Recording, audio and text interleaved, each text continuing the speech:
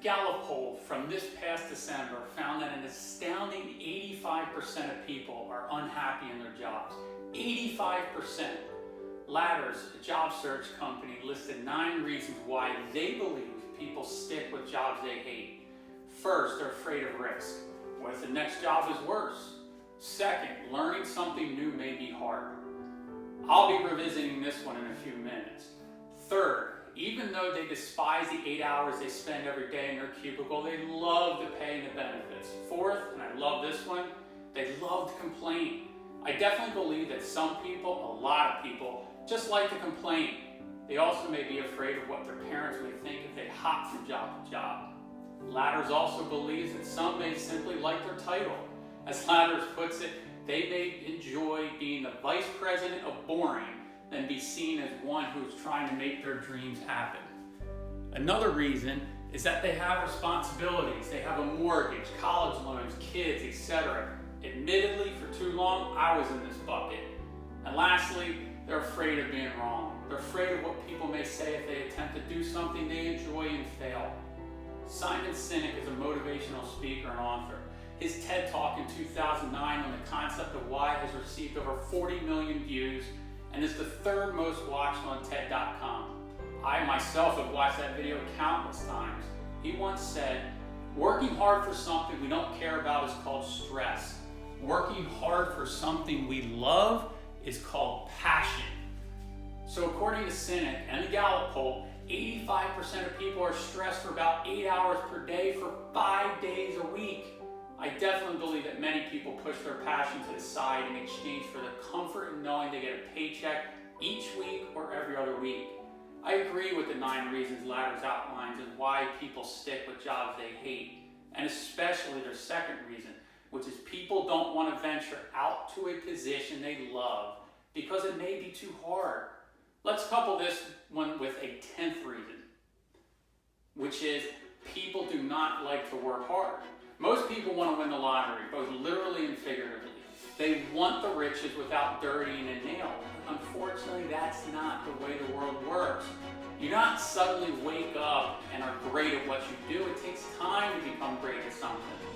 And I do not believe that people are willing to put in the time and effort to become great at things. So they settle. They settle for working 8 hours a day that causes them 8 hours of stress in exchange for the comfort of the paycheck and benefits.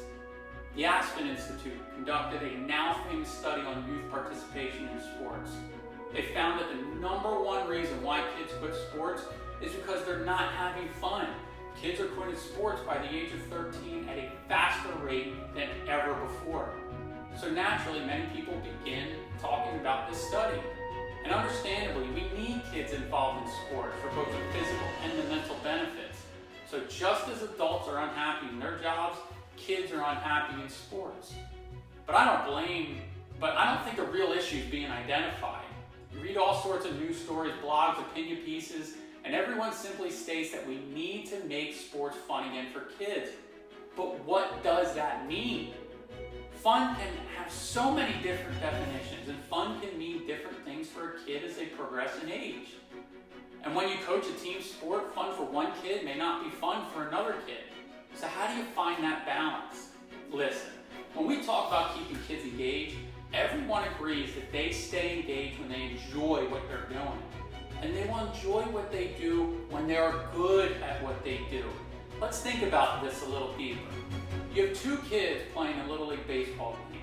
One kid gets 3 hits, drives in 5 runs, makes a great play in the field. The other kid strikes out 3 times and makes an error in the field. I doubt the second kid had much fun. While I'm sure the first kid is grinning ear to ear and is already thinking about the next game. Hey, the second kid is also thinking about the next game too, but he's thinking about how he wished he could miss that game. If the second kid continues to struggle, why would he want to keep playing? Not only is he struggling, but he's doing so in front of probably 23 other kids, 25 to 50 parents, and anyone else attending the game.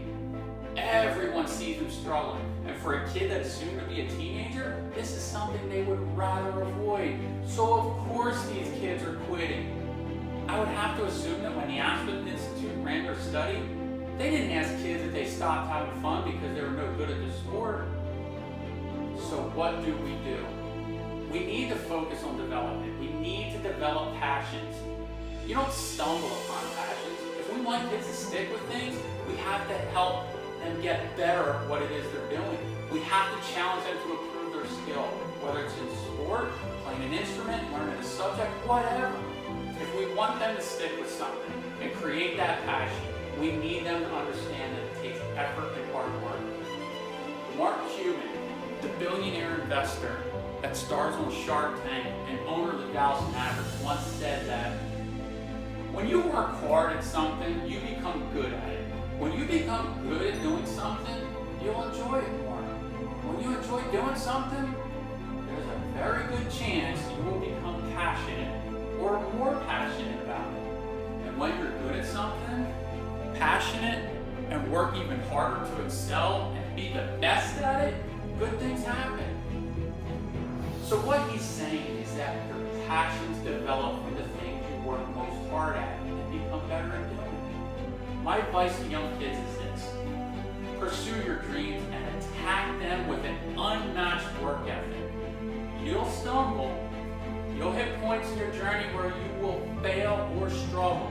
But that's okay. You're gonna fail a lot in your life. Even the most successful people struggle and fail. As Steph Curry said, success is born out of faith, an undying passion, and a relentless drive. You'll find that the hard work and time you put into your development of a skill will pay off for you over time. And soon, you'll wake up every day excited to attack that day. Develop the passion, and you will lead a life that many will envy. Be well, and continue to nurture your own culture of excellence.